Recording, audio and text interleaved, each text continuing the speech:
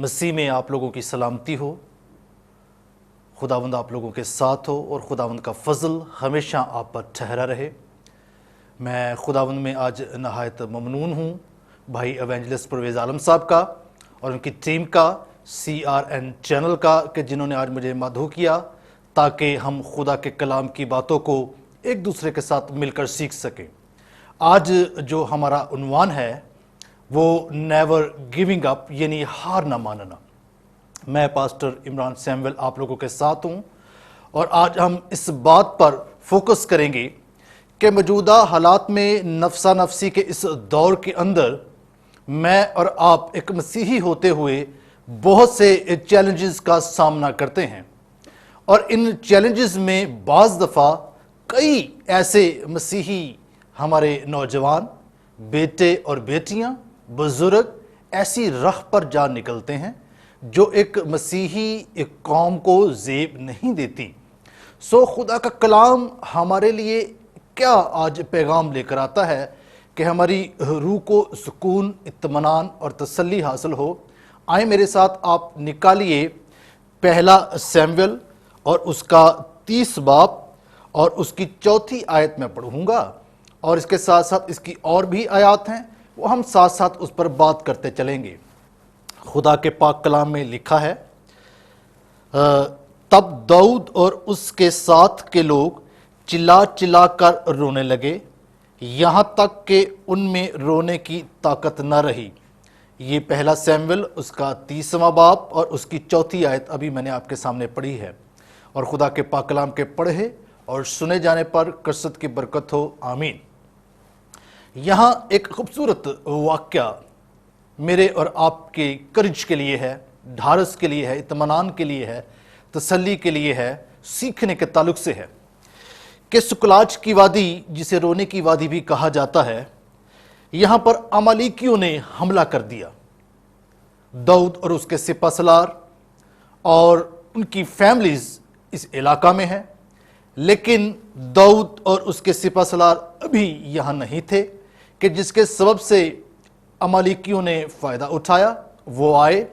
पिछली आयत में आप देख सकते हैं कि जहाँ पर लिखा है कि वो जनूबी हिस्सा से आए और उन्होंने सुकलाज पर चढ़ाई की और इसके बाद आग, वहाँ जो है आग के साथ उन्होंने उनके टेंटों को जलाया, उनकी बहू बेटियों को, बच्चों को वहाँ से ले गए और लेकर जाने के बाद उनको असीर बनाया और पीछे कुछ खाने तक की चीज़ भी ना छोड़ी। हर एक चीज़ को वो तबाह करके यहाँ से चले गए। और जब दाऊद और उसके साथ के सिपहसालार जो एक अरसा दराज से उसके साथ है, फतूहात में उसके साथ हैं, हर खुशी और गम में उसके साथ हैं, लेकिन जब वो वहाँ पहुँचते हैं तो एक हू का आलम है, हर जगह आग है, हर जगह उनको मुसीबत नज़र आती है।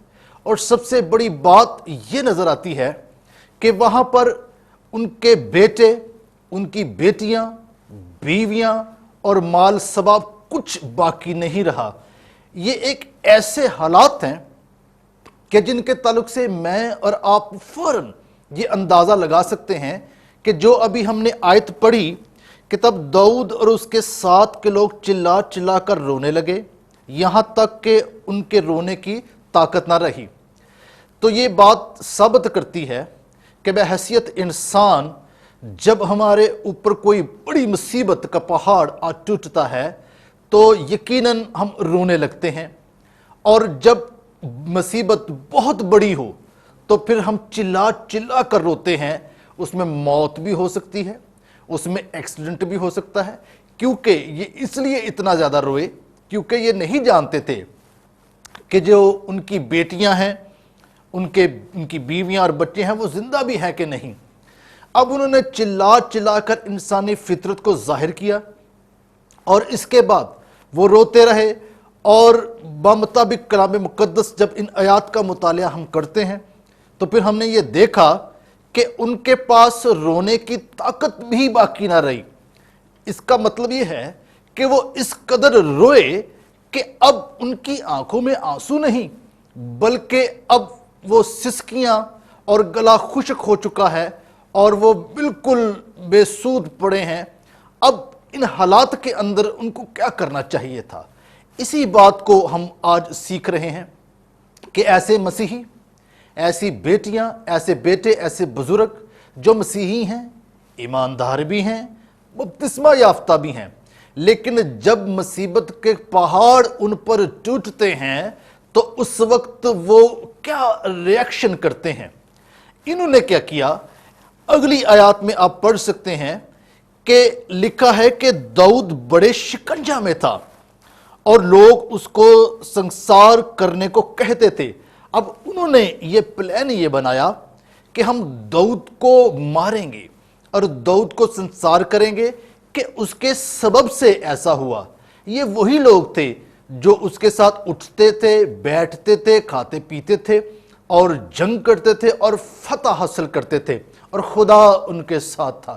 لیکن جس طرح ہی کوئی بڑی مصیبت آئی، ان اپنوں نے اس سے منہ موڑ لیا، اور منہ موڑنے کے ساتھ ساتھ ایون کہ ایک ایسا پلان بنایا کہ جو ایک مسیحی زندگی کو زیب نہیں دیتا۔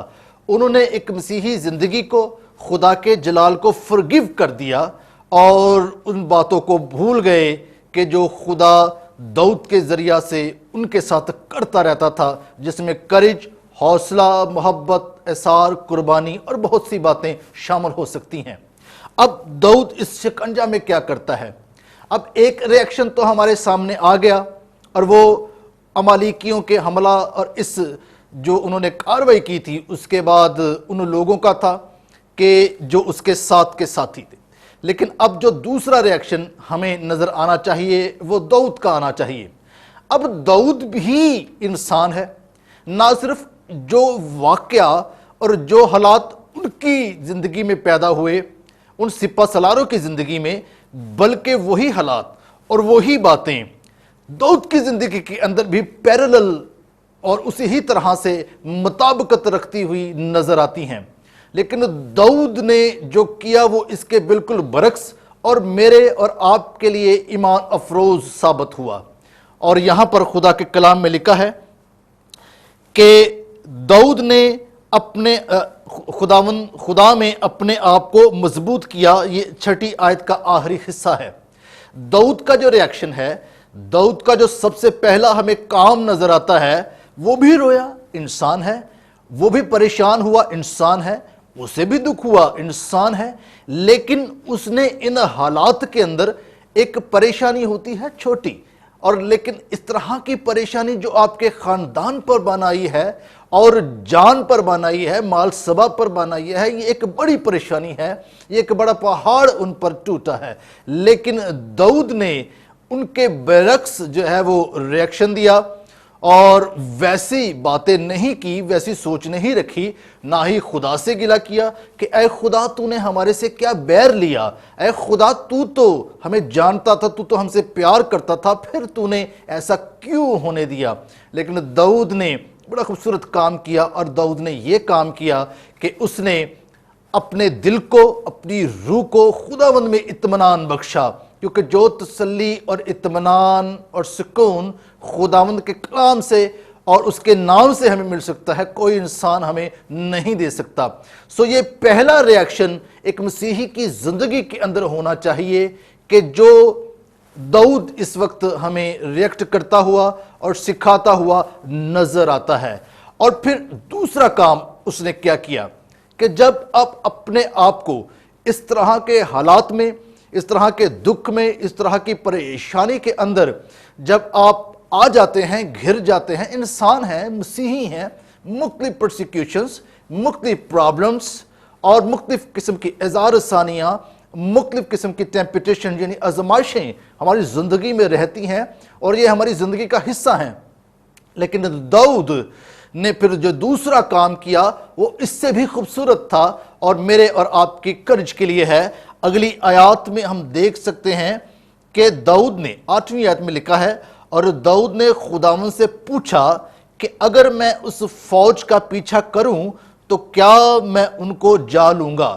کتنی بڑی بات!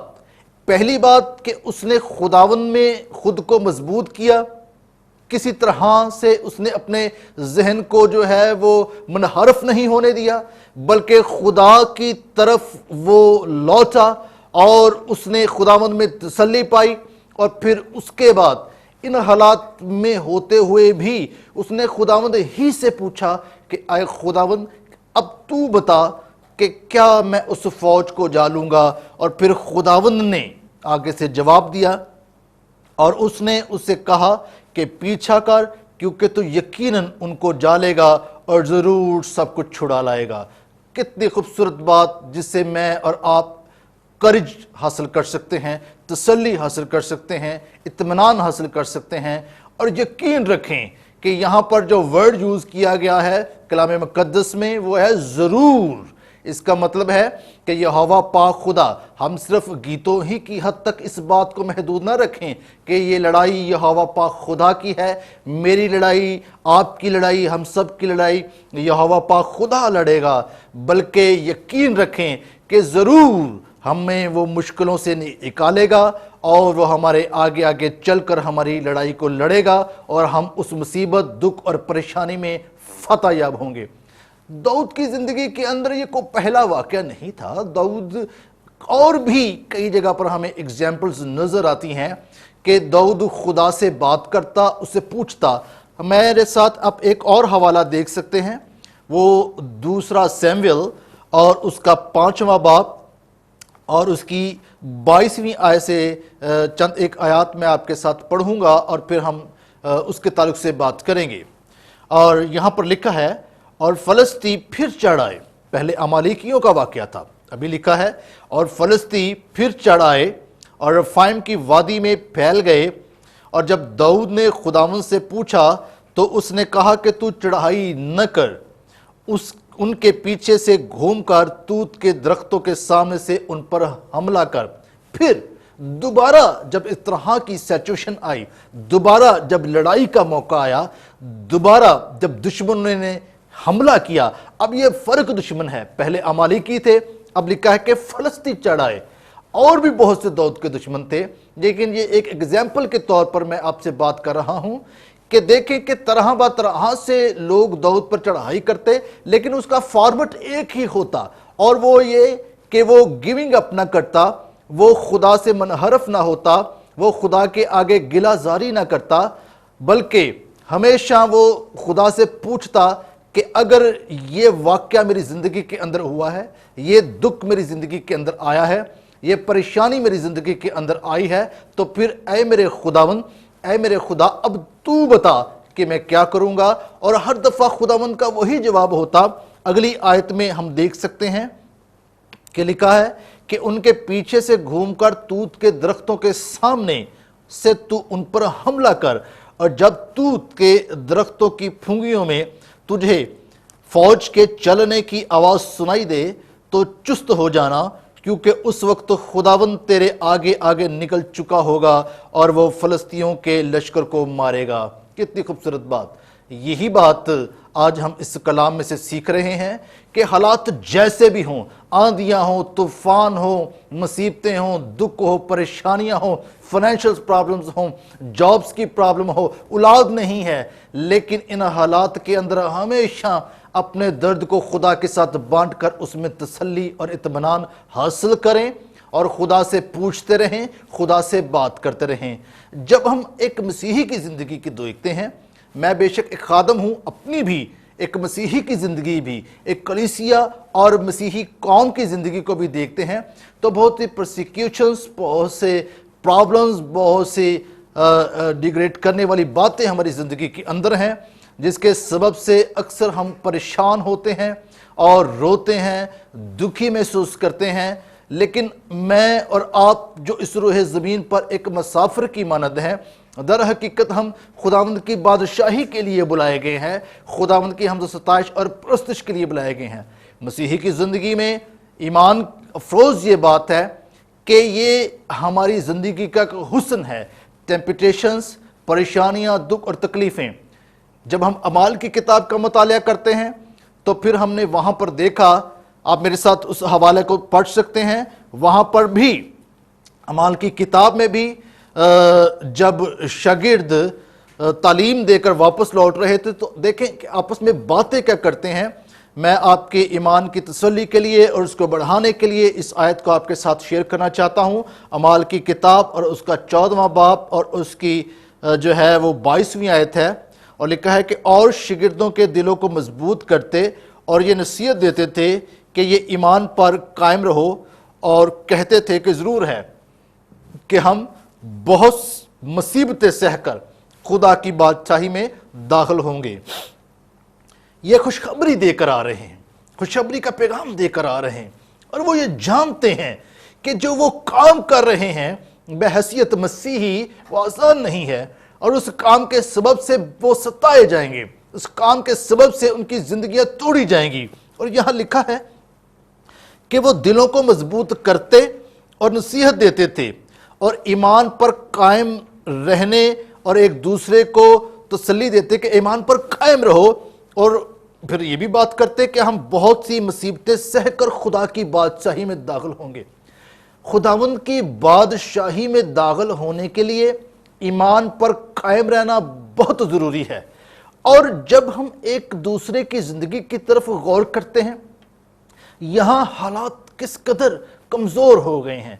हमारी मसीहत के अंदर अब जब हम इर्द गिर्द के माहौल में देखते हैं, अगर कोई ऐसी बेटी जो शादीशुदा है और उसको खुदावंद ने अभी औलाद जैसी नेमत अता नहीं की, और फिर इसके लिए अगर वो कहीं पर कोई इश्तिहार पड़ती है कि औलाद कोई मसला नहीं है, तो वो उन बाबों फ़कीरों के पास तावीज़ या दम के लिए जाती है।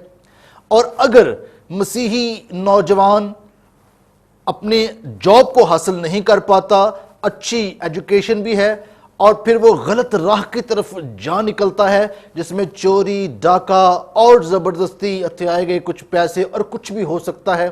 और अगर ऐसे ख़ानदान जहाँ पर भूख है, अफलास है, गुर्बत है, और फिर वो इन बातों से तंग आकर खुदकुशी कर लेते हैं, तो ये सारी अलामात, ये सारी बातें हमें इस तरफ लेकर जाती हैं कि हम मसीही ज़िंदगी से गिविंग अप कर रहे हैं, हम जो है हार मान रहे हैं, हम खुदावंद में तसल्ली नहीं पा रहे। जबकि खुदावंद के लोग, खुदावंद के प्यारे, खुदावंद के बरगजीदा, हाँ वो एवेंजेलिकल वर्क्स में हैं, हाँ वो किसी तरह की जॉब करते हैं, हाँ वो अज़दवाजी ज़िंदगी में है, एक सादी ज़िंदगी के अंदर हैं, हाँ वो आम कोई भी काम उनकी ज़िंदगी में है, बच्चे हैं, बड़े हैं, बुजुर्ग हैं, उनका ईमान पर कायम रहना बहुत ज़रूरी है कि जिसके सबब से वो मेरे और आपके लिए तसल्ली का सबब भी बन सकते हैं, और अपनी ज़िंदगियों को एक डगर पर, एक राह पर जो खुदावंद की राह है, जिसके बारे में ये कहा जाता है कि वो सुकड़ी राह है, रास्ता सुकड़ा है, और फिर हम उससे गुजर कर हमेशा की बादशाही को हासिल कर सकते हैं। पौलुस की ज़िंदगी के अंदर भी देखें तो बहुत सी आज़ार आसानियाँ आईं। यीशु मसीह की ज़िंदगी में भी देखें तो यीशु मसीह की ज़िंदगी में इवन शैतान ने भी उनको आजमाइश में डालने की कोशिश की। पौलुस रसूल की ज़िंदगी के अंदर बहुत सी आजमाइशें थीं। उसका जहाज़ भी गर्क हुआ, उसे कोड़े भी मारे गए, उसे बैंत भी लगे, लेकिन तो भी वो कितनी तसल्ली भरी और इत्मीनान भरी बातें करता है। आप मेरे साथ फिलिपियों के ख़त में इन इत्मीनान भरी बातों का मुताला कर सकते हैं। हम इसको जो है फिलिपियों के ख़त और उसके 4 बाब और उसकी 12वीं आयत में इसका मुताला कर सकते हैं। और लिखा है कि मैं पस्त होना भी जानता हूँ और बढ़ना भी जानता हूँ, हर एक बात और सब हालतों में सेर रहना और भूखा रहना और बढ़ना मैंने सीखा है और मैं जानता हूँ। पौलुस हमारे लिए एक एवेंजेलिकल वर्क्स में एक रोल मॉडल है। इसके खतूत ईमान अफरोज़ हैं, मेरे और आपके लिए तसल्ली बख्श हैं, और हम बहुत कुछ उसमें से सीखते हैं। यहाँ फिलिपियों की कलीसिया को, फिलिपिया के लोगों को ख़त लिखते हुए जब इन हदायत में पौलुस रसूल अपनी शेयरिंग करता है, तो वो उनसे कहता है कि तुम्हारी मदद, तुम्हारा रुपया पैसा, तुम्हारी मोहब्बत मेरी सर आंखों पर, लेकिन मैं ये तुम्हें ये बताना चाहता हूँ कि मेरी ज़िंदगी के अंदर बहुत से ऐसे वाक़यात हुए हैं जिनको उसने इन अल्फाजों में जो है वो कलमबंद किया और कहा कि मैं पस्त होना भी जानता हूँ, मैं पस्त भी हुआ और मैं बढ़ना भी जानता हूँ। वो खुदावंद में बढ़ा और हर एक बात और सब हालतों में मैंने शेर होना और भूखा रहना भी सीखा है। वो भूखा भी रहता था, शेर भी होता था, मुश्किलों में भी पड़ता था, दुखों में भी पड़ता था, तकलीफों में भी पड़ता था, हर तरह की परेशानियों में भी रहता था, लेकिन इसके बावजूद उसका ईमान कमज़ोर नहीं हुआ। इसके बावजूद वो तसल्ली में रहा, इसके बावजूद वो इत्मीनान में रहा। यही सबब था कि उसने कहा कि मैंने अच्छी दौड़ दौड़ी है, मैंने खुदावंद के लिए अच्छा वर्क किया है और मेरे लिए ज़िंदगी का वो ताज रखा हुआ है। आज इस कलाम के वसीला से और जो पौलुस की बातें इस खत में से हम तक पहुंची हैं, मैं एक आयत आपके सामने रखना चाहता हूं।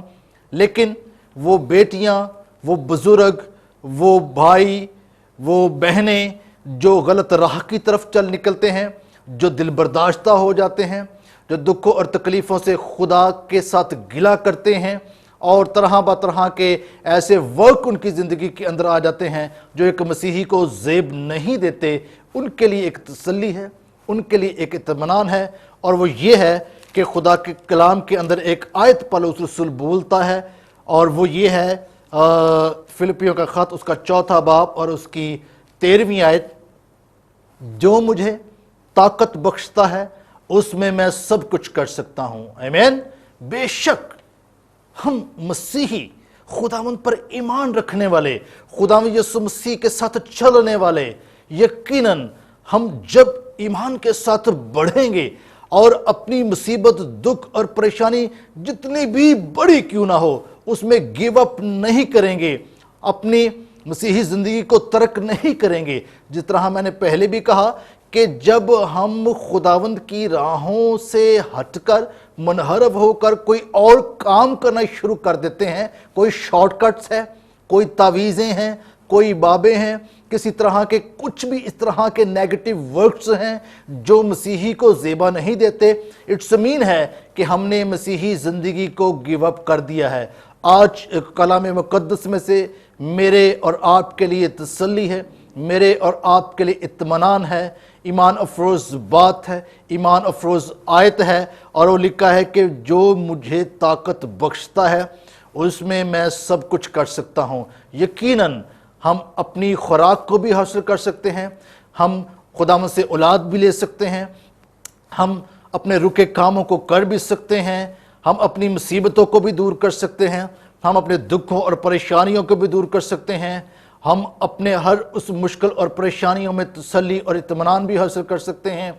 हम खुदा की राहों को अगर तर्क नहीं करते और उसमें तसल्ली पाते हैं, इत्मीनान रखते हैं, तो आज खुदा का कलाम मुझे और आपको पुकार कर ये कह रहा है कि जो मुझे ताकत बख्शता है यानी खुदावंद और उसकी बातें, उसमें हम सब कुछ कर सकते हैं। खुदावंद आज मुझे और आपको ये तसल्ली और इत्मीनान दे कि कभी गिविंग अप ना करें, हमेशा कोशिश करते रहें, हमेशा खुदावंद में मजबूत रहें, खुदावंद में पुर उम्मीद रहें, क्योंकि खुदा के कलाम में लिखा है कि अगर हम फरोतनी के साथ उसके हाथ के नीचे रहेंगे तो वो वक्त पे हमें सर बुलंद करेगा।